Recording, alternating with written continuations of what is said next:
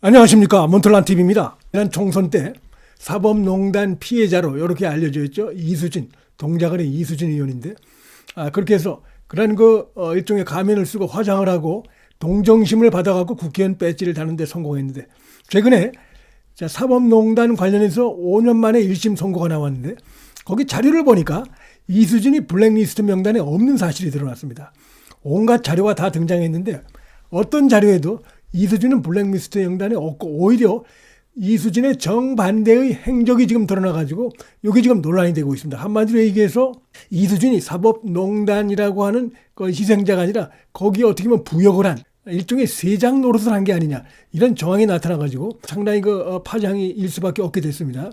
여기에 대해서 이수진은 피해자가 맞다라고 하면서 꽁꽁 숨겨진 어떤 서류가 있다, 자료가 있다, 거기에 자기 이름이 있다라고 주장하는데, 지금 이번에 1심 선고에서 어떤 자료에도 이수진이 그런 식으로 해서 무슨 리스트에 올라간 건 전혀 없고, 오히려 드러난 것은 이수진이 사실상 세장 노릇을 한 이런 것이 드러나가지고, 이번에 동작을은 이래저래 지금 나경원 전 의원이 이번에 다시 배지를 회복할 가능성이 굉장히 커졌습니다.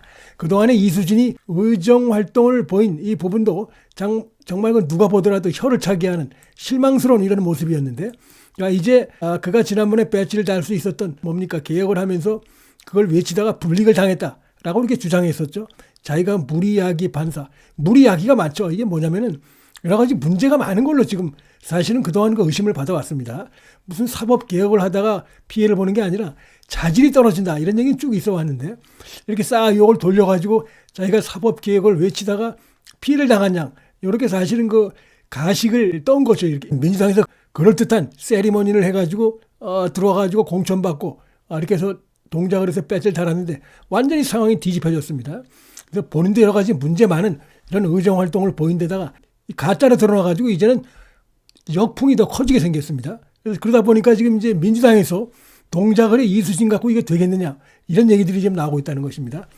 구체적인 내용들이 1심 선고에서 드러난 것만 봐도, 대법원에 근무하고 있던 이기준 판사가 지금 국제인권법 연구회 소속 판사들이 새로 바뀌는 인사제도에 대해서 반발이 많다고 하는데, 이수진 판사가 좀 다리 좀 놔줘, 이래가지고 다리를 놔준 일종의 이거 세작이죠. 세작 활동을 한 게 드러났습니다. 그 다음에 이제 또 양승태 대법원장이 상고법원 설치에 굉장히 심혈을 기울였고, 이 상고법원은 나쁜 게 아닙니다. 근데 이제 이걸 반대하는 세력들이 여러 가지 음해를 퍼뜨리고 했는데, 그때 이제 결정적으로 나서서 반대했던 그 판사 중에 한 명이 정의당의 국회의원도 했던 서기호라는 인물이 있죠.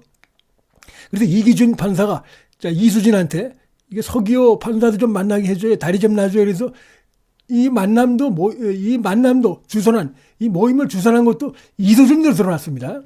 그러니까 결국은 여기저기서 사실상 이 당시 양수태 대법원에서 추진하려고 했던, 어떻게 보면 좋은 뜻을 한 건데 거기에 적극적으로 부역을 한, 그 다음에 이들 양승태 반대 세력의 입장에서 보면 세장 노릇을 한 그런 인물로 지금 드러나고 있어가지고, 이번엔 동작을 해서 이수진이 재선하기는 대단히 어려운 게 아닌가. 그렇지 않아도 의정활동이 아주 사람들로 하여금 혀를 차게 하는 이런 모습을 보였는데, 이제 이번에 이런까지 드러나가지고 상당히 지금 이제 이 동작을 해서 바뀔 가능성이 커졌다, 이렇게 생각이 되고, 보니까 이수진 갖고 안 되겠다 그래서 여기 보니까 추미애라든지 추미애나 무슨 심지어 전현희 이런 인물들을 대가지고 여론조사를 하고 있다는 것인데, 이 추미애가 되겠습니까?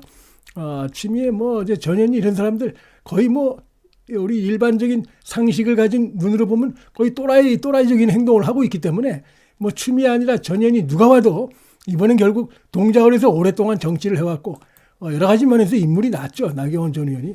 그렇기 때문에 이번에는 다시 원래대로 정상을 찾을 가능성이 커졌다, 이렇게 말씀을 드릴 수 있을 것 같습니다. 지금 민주당 내에서도 서울 동작을에 다른 후보를 검토 중이다, 이런 말들이 지금 나오고 있습니다. 아마 이수진이 스스로 포기할 가능성이 크지 않은가, 저는 그렇게 봅니다. 그리고 조금 전에 민주당에서 병립형으로 회귀하겠다는 사실상의 입장을 내놨습니다. 기자회견 할 때만 해도 기자들이 묻는 질문에 답변을 안 했는데, 선거제 결정을 위한 전당원 투표, 이거 많이 듣던 얘기죠. 결국은 이게 병립형으로 회귀하는 요 수순이라고 봅니다. 조만간에 이걸 하겠다, 이런 얘기가 지금 보도가 나와서 이재명이 지금 국민에게 한 약속을 벌써 큰 것만 두 번째로 어기는 이런 상황이 됐습니다. 불체포 특권을 포기하겠다라고 해놓고 자기 자신이 1호로 불체포 특권의 그 수혜를 잇고 아주 좋지 않은 모습을 이런 보인 바가 있는데, 자, 또 하나 자기가 약속한 부분이 있습니다. 대선 후보로서 당의 대표로서 약속했던 또 하나가 뭐냐면은 위성 정당 제도를 갖다가 혁파하고 대신에 준연동형제를 확대하겠다. 병리평으로 가지 않겠다. 이러고 자기 입으로 약속을 했는데 국민에게 그걸 스스로 또 깨는 것입니다. 그러니까 직접 깨기 뭐하니까 이런 식으로 당원들을 통해서 사실상 병리평으로 가려고 하는 이런 건데, 겉으로 이들이 내세우는 명분은 한국갤럽이 세계일보의 의뢰를 받아갖고 실시한 조사 결과도 보면 비례투표 의향을 물어보면 국민의힘이 35, 더불어민주당이 33 이렇게 나오고 있습니다. 근데 만약에 이게 이제 준연동형제로 간다고 하면은 더욱더 국민의힘에 유리한 구도가 될 수밖에 없죠. 국민의힘은 분명하게 병리평으로 가지 않고 이렇게 또 한다고 하면 우리는 어쩔 수 없이 위성정당을 준비할 수밖에 없다라고 분명히 밝히고 있고 그런 상황인데, 지금 위성정당으로 가게 되면 지금 보면은 비례대표제 투표를 하게 되면 국민의힘이 더 높게 나오는 이런 상황이기 때문에 준연동제가 그대로 가면은 국민의힘이 더 유리할 수밖에 없죠. 더불어민주당은 좌파들하고 표를 지역구를 나눠야 되기 때문에 결국은 일당이 국민의힘이 될 수밖에 없는 것이죠. 병리평으로 해도 지금 보면은 국민의힘이 좀 더 의석수를 더 얻을 가능성이 지금 굉장히 큰 상황인데, 이러다 보니까 겉으로 드러나는 거는 이게 국민의힘의 일당을 뺏길 수밖에 없는 상황이다 이거지만, 그건 이제 겉으로 드러난 것이고 속은 역시 이재명이는 지금 인천 계양을에 자기가 나갈 것처럼 이렇게 지금 얘기를 하고 있는데, 제가 볼 때 이거 계속 지켜봐야 된다고 봅니다. 이렇게 해서 병리평으로 다시 돌아가고, 그 다음에 당 대표인데 당에서 자기들이 주도적으로 이렇게 해서 결정해 버리면은 이재명이 비례로 나가는 거 어렵지 않습니다. 전혀 어렵지 않습니다.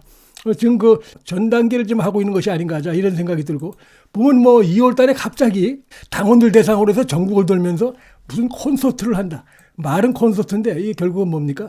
전당원 투표 이 분위기를 갖다가 만들겠다는 것입니다. 그래서 이렇게 그렇지 않아도 지금 당원들 대상은 개딸들이 많고 이렇기 때문에 이재명이 결국은 병리평으로 가기로 결정했다. 이런 건 개딸들이 모를 리가 없고 당원들이 그걸 모를 리가 없기 때문에 하여튼 이런 식으로 해서 분위기를 더 조성해가지고 병리평으로 가겠다. 이걸 좀 노골적으로 드러냈다. 이렇게 볼 수가 있겠습니다.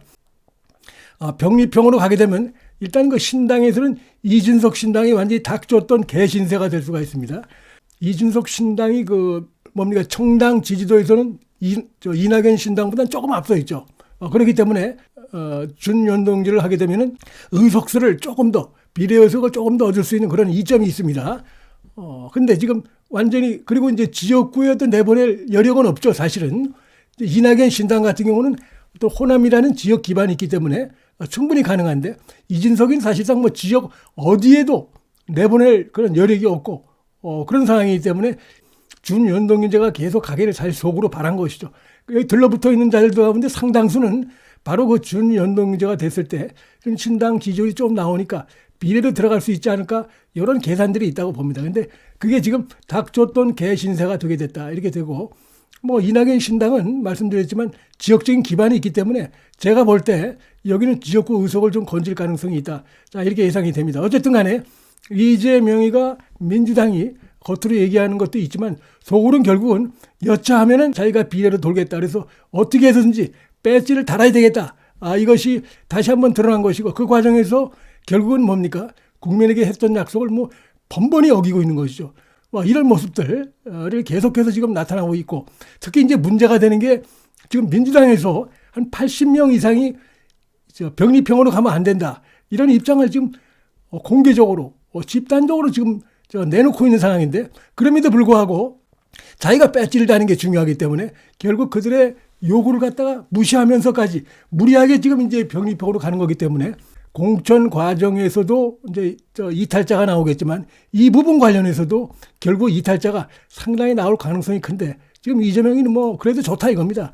지가 배지를 다는 게 우선이고, 그래서 그런 걸 통해서 오히려 자신의 세력들을 더 오히려 이번에 공천에서 심겠다. 그다음에 이제 병리평으로 가게 되면 당 대표의 입김이 굉장히 세지죠. 그래서 비례대표에서 조금 더 이재명 지지 세력을 집어넣는 이런 그 정치적인 이점이 있습니다. 그러니까 자기 욕심을 계속 채우는 겁니다. 이게 이런 식으로 좀 가겠다는 것이고, 그것은 그만큼 당내에서 역풍, 부작용을 불러일으킬 수밖에 없고, 그래서 이탈 세력, 탈당 세력은 더 나올 가능성이 대단히 크다.